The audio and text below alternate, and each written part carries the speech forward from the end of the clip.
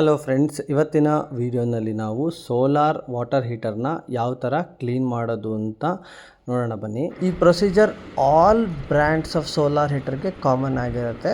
So ಎಲ್ಲ solar heaters same concept ಮೇಲೆ work ಆಗುತ್ತೆ. ಸೊ ಕ್ಲೀನಿಂಗ್ ಕೂಡ ಸೇಮ್ ಆಗಿರುತ್ತೆ. ಮೊದಲು ನೀವು ಟ್ಯಾಂಕ್ ಒಳಗಿರ್ತಕ್ಕಂಥ ವಾಟರ್ನ ರಿಮೂವ್ ಮಾಡ್ಕೊಳ್ಳಿ. ಈ ಬುಷ್ಗಳನ್ನು ಈ ಥರ ಲೂಸ್ ಮಾಡ್ಕೊಂಬಿಟ್ಟು ಸೋಲಾರ್ ಟ್ಯೂಬ್ಸನ್ನು ರಿಮೂವ್ ಮಾಡ್ಕೋಬೇಕಾಗತ್ತೆ. ಸೊ ನೀವೇನಾದರೂ ಸೋಲಾರ್ ವಾಟರ್ ಹೀಟರ್ನ ಕ್ಲೀನ್ ಮಾಡಬೇಕು ಅಂತ ಅಂದರೆ preferred time early morning select ಮಾಡ್ಕೊಳ್ಳಿ ಅಥವಾ ಲೇಟ್ ಈವ್ನಿಂಗ್ ಮಾಡಿ. ಬಿಕಾಸ್ ಮಧ್ಯಾಹ್ನದ ಹೊತ್ತೆಲ್ಲ ಟ್ಯೂಬ್ಸು ತುಂಬಾ ಕಾದಿರುತ್ತೆ. ಸೊ ರಿಮೂವಲ್ ಟೈಮಲ್ಲಿ ಬ್ರೇಕ್ ಆಗುವಂತಹ ಚಾನ್ಸಸ್ ಭಾರಿ ಇರುತ್ತೆ. ಸೊ ಅದಕ್ಕೋಸ್ಕರ ನೀವು ಬೆಳಗ್ಗಿನ ಜಾವ ಆರ್ ಸಂಜೆ ಆದ ನಂತರ ಕ್ಲೀನ್ ಮಾಡೋದಕ್ಕೆ ಪ್ಲ್ಯಾನ್ನ ಮಾಡ್ಕೊಳ್ಳಿ. ಸೊ ಟ್ಯೂಬ್ ಮೇಲೆ ಜಾಸ್ತಿ ಪ್ರೆಷರ್ ಹಾಕ್ತಲೇ ಕೇರ್ಫುಲ್ಲಾಗಿ ಕ್ಲಾಕ್ ವೈಸ್ ಅಥವಾ ಆ್ಯಂಟಿ ಕ್ಲಾಕ್ ವೈಸ್ ಡೈರೆಕ್ಷನಲ್ಲಿ ಸ್ಲೋ ಆಗಿ ರೊಟೇಟ್ ಮಾಡಿ. ಆಟೋಮ್ಯಾಟಿಕಲಿ ಟ್ಯೂಬ್ಸ್ ಲೂಸ್ ಆಗುತ್ತೆ. ನಂತರ ಪುಲ್ ಮಾಡಿದ ತಕ್ಷಣ ಟ್ಯೂಬ್ಸ್ ಹೊರಗಡೆ ಬರುತ್ತೆ.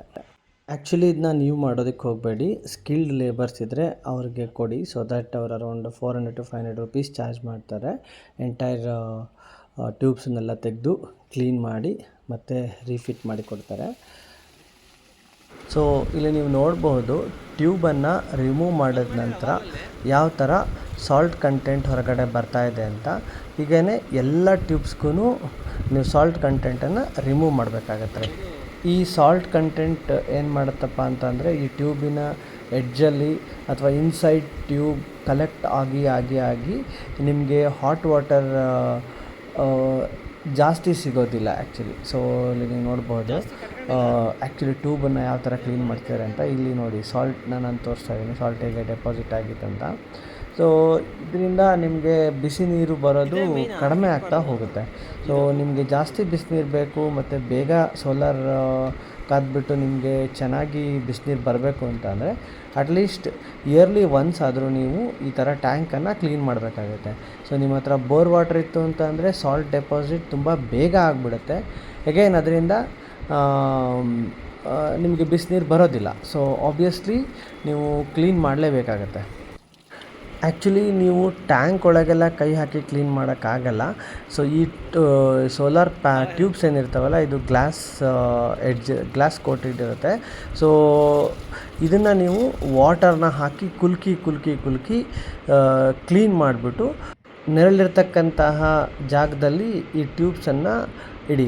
ಸೊ ದಟ್ ಏನಾದರೂ ಮತ್ತೆ ಈ ಟ್ಯೂಬ್ ಸನ್ಲೈಟ್ಗೆ ಎಕ್ಸ್ಪೋಸ್ ಆಯಿತು ಅಂತಂದರೆ ಮತ್ತೆ ಕಾದ್ಬಿಟ್ಟು ನೀವು ಅಸೆಂಬಲ್ ಮಾಡಬೇಕಾದ್ರೆ ಬ್ರೇಕ್ ಆಗುವ ಪಾಸಿಬಿಲಿಟೀಸ್ ಜಾಸ್ತಿ ಇರುತ್ತೆ. ಸೊ ಈ ಸೋಲಾರ್ ಟ್ಯೂಬ್ಸ್ನ ಎಡ್ಜಲ್ಲಿ ಕೆಮಿಕಲ್ ಇರುತ್ತೆ. ಸೊ ಅದು ಬಹಳ dangerous to your skin. So always ನೀವು ರಿಮೂವ್ ಮಾಡಬೇಕಾದ್ರೆ ಭಾಳ ಕೇರ್ಫುಲ್ಲಾಗಿ ರಿಮೂವ್ ಮಾಡಿ. ಮತ್ತು ನೀವು ರಿಮೂವ್ ಮಾಡಬೇಕಾದ್ರೆ ಏನಾದರೂ ಟ್ಯೂಬ್ ಒಡೆದೋಯ್ತು ಅಂತ ಅಂದರೆ ಮಿನಿಮಮ್ 700 to 800 rupees ಒಂದು ಟ್ಯೂಬ್ ಆಗುತ್ತೆ. ಸೊ ಆಲ್ವೇಸ್ ಕೇರ್ಫುಲ್ಲಾಗಿ ಇದನ್ನು ರಿಮೂವ್ ಮಾಡಿ ಮತ್ತು ಕೇರ್ಫುಲ್ಲಾಗಿ ಕ್ಲೀನ್ ಕೂಡ ಮಾಡಬೇಕಾಗತ್ತೆ. ಸೊ ನಾನು ಆವಾಗಲೇ ಹೇಳಿದ್ನಲ್ಲ, ಈ ಟ್ಯಾಂಕನ್ನು ನೀವು ಓಪನ್ ಮಾಡಿ ಕ್ಲೀನ್ ಮಾಡೋದಕ್ಕಾಗಲ್ಲ. ಜಸ್ಟ್ ನೀವು ಫೋರ್ಸಾಗಿ ಬರ್ತಕ್ಕಂತಹ ನೀರನ್ನು ಬಿಟ್ಬಿಟ್ಟು ಎಷ್ಟಾಗುತ್ತೋ ಅಷ್ಟು ಕ್ಲೀನ್ ಮಾಡಬೇಕಾಗತ್ತೆ. ಈವನ್ ನಿಮ್ಮ ಕೈನೂ ಕೂಡ ಅದರೊಳಗಡೆ ಡೀಪಾಗಿ ಹಾಕೋದಕ್ಕಾಗಲ್ಲ. ಜಸ್ಟ್ ಎಡ್ಜಸ್ಸಲ್ಲಿ ಏನು ಡರ್ಟ್ ಇರುತ್ತಲ್ಲ ಅದನ್ನಷ್ಟೇ ರಿಮೂವ್ ಮಾಡಬಹುದು. ಬಟ್ ಇವ್ರು ಈವನ್ ಕ್ಲೀನಿಂಗ್ ಎಕ್ಸ್ಪರ್ಟ್ಸ್ ಹೇಳೋ ಪ್ರಕಾರ ಟ್ಯಾಂಕ್ ಏನು ಕ್ಲೀನ್ ಮಾಡೋ ಅವಶ್ಯಕತೆ ಇರಲ್ಲ, ಟ್ಯೂಬ್ಸನ್ನು ಕ್ಲೀನ್ ಮಾಡಿದ್ರೆ ಸಾಕು ಅಂತ ಹೇಳ್ತಾರೆ. ಸೊ ಒನ್ಸ್ ಎಲ್ಲ ಕ್ಲೀನಿಂಗ್ ಆದ ನಂತರ ಸ್ಲೋ ಆಗಿ ಟ್ಯೂಬ್ನ ಎಡ್ಜಸ್ಗೆ ಆಯಿಲ್ನ ಸೋಕ್ ಮಾಡಿ ನಂತರ ಅದನ್ನು ಸ್ಲೋ ಆಗಿ ರೀಅಸೆಂಬಲ್ ಮಾಡಿಬಿಡಿ. ಇಲ್ಲಿ ನೀವು ನೋಡಬಹುದು ಆಯಿಲನ್ನು ಟ್ಯೂಬ್ನ ಎಡ್ಜಸ್ಟ್ಗೆ ಸ್ವಲ್ಪ ಅಪ್ಲೈ ಮಾಡ್ಕೊತಾರೆ. ನಂತರ ಅಪ್ಲೈ ಮಾಡ್ಕೊಂಬಿಟ್ಟು ಸ್ಲೋ ಆಗಿ ಪುಷ್ ಮಾಡ್ತಾರೆ ಒಳಗೆ. ಸೊ ಆಟೋಮ್ಯಾಟಿಕಲಿ ಟ್ಯೂಬ್ಸು ಫಿಟ್ ಆಗ್ತಾ ಹೋಗುತ್ತೆ. ಟ್ಯೂಬ್ನ ನೀವು ರೀಅಸೆಂಬಲ್ ಮಾಡೋದಕ್ಕಿಂತ ಮುಂಚೆ ಎಗೈನ್ ಕೋಲ್ಡ್ ವಾಟರಲ್ಲಿ ಮತ್ತೊಂದು ಸರ್ತಿ ಕ್ಲೀನ್ ಮಾಡಿ. ಏನಕ್ಕಪ್ಪ ಅಂತಂದರೆ ಇದು ಹಾಗೇ ನೀವು ಹಾಕಿದ್ರೆ ಸಪೋಸ್ ಬೈ ಚಾನ್ಸ್ ಏನಾದರೂ ನೀವು ಸನ್ಲೈಟ್ಗೆ ಎಕ್ಸ್ಪೋಸ್ ಆಗಿದ್ದು ಸ್ವಲ್ಪ ಕಾದಿದ್ರೂ ಕೂಡ ಅದು ಬ್ರೇಕ್ ಆಗುವ ಪಾಸಿಬಿಲಿಟೀಸ್ ಜಾಸ್ತಿ ಇರುತ್ತೆ. ಸೊ ಅದಕ್ಕೋಸ್ಕರನೇ ಒಂದು ಸರ್ತಿ ಕೋಲ್ಡ್ ವಾಟರಲ್ಲಿ ಕ್ಲೀನಾಗಿ ಕ್ಲೀನ್ ಮಾಡ್ಕೊಂಬಿಟ್ಟು ರೀಅಸೆಂಬಲ್ ಮಾಡಿ. ಸೊ ನೀವು 2 to 3 ಟ್ಯೂಬ್ನ ಈ ಥರ ಸೆಟಪ್ ಮಾಡಿದ ನಂತರ ಕೋಲ್ಡ್ ವಾಟರ್ನ ಆನ್ ಮಾಡಿಬಿಡಿ ಸೊ ದಟ್ ಆ ಟ್ಯೂಬ್ ಒಳಗಡೆಗೆ ವಾಟರ್ ಸರ್ಕ್ಯುಲೇಷನ್ ಸ್ಟಾರ್ಟ್ ಆಗಬೇಕು. ಟ್ಯೂಬ್ನ ಜಾಸ್ತಿ ಹೊತ್ತು ಸನ್ಲೈಟಲ್ಲಿ ಬಿಡೋದ್ರಿಂದ ಕೂಡ ಟ್ಯೂಬ್ಸ್ ಬ್ರೇಕ್ ಆಗುವ ಪಾಸಿಬಿಲಿಟೀಸ್ ಜಾಸ್ತಿ ಇರುತ್ತೆ.